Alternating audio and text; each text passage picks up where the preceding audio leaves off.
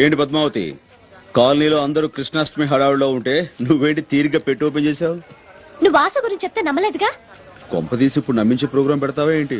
నిన్ను నమ్మించాల్సిన అవసరం నాకేం లేదు, కానీ నమ్మిస్తాను. అది సరే గాని పద్మావతి, ఈ సదరు వాసు అనేవాడు ఏం చేస్తుండేవాడు? Recording dance. Recording dance.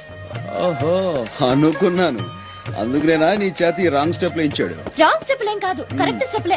అసలు నిజం చెప్పాలంటే వాసుకి ఏ హీరో వేషం కడితే అచ్చు ఆ హీరోలో స్టెప్పులు వేసేవాడు.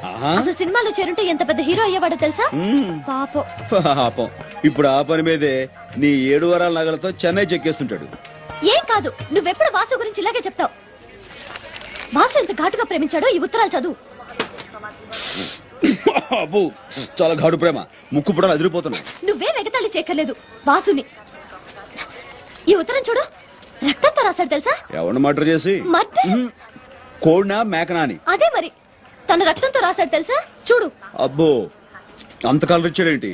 దాంతో నువ్వు మనసు పారేసుకున్నావా? నేనే ఉత్తునే మనసు పారేసుకోలేదు.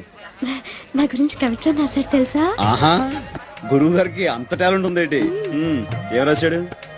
నాకు సిగ్గేస్తుంది, నువ్వే చదువు. అబ్బా, నాకెందుకమ్మా అంత అదృష్టం? నువ్వు చదివి వినిపించు, తరిస్తా. ప్రియాతి ప్రియమైన పద్మావతికి నిన్ను చూడగానే నేనేంటో అయిపోయాను. నాకేదో వచ్చేసింది. ఇంకేం వస్తే మాయరోగం అదే వస్తాయి. మరి ఎగతాళి వద్దనేది. నేను చదివేది నువ్వు విను అంతే. సరే, చదువు. పద్మావతి పద్మావతి, నీ ఎర్రని మూతి చూడగానే పోయింది నా మతి, అయిపోయింది నా మనసు కోతి. దాంతో నీ పని అయిపోయింది, అదో గతి. రామకృష్ణ గారు, లేకపోతే ఏంటి? కోతి గీత రాశాడంటే అది కవిత్వం కాదు, కపిత్వం.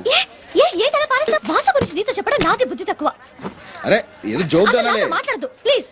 కదా, ఆ మాత్రం కోపం నాతో వస్తే మాట్లాడదు. ఎప్పుడు ఇంతే. ఏదో జోక్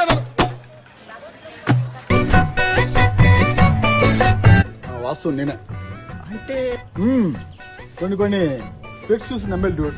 అంటే వాసు ఎస్ అరే పుట్టినరోజు శుభాకాంక్షలు మాస్టర్. ఇదిగో అమ్మాయి, ఈ వాసు వచ్చేసాడు.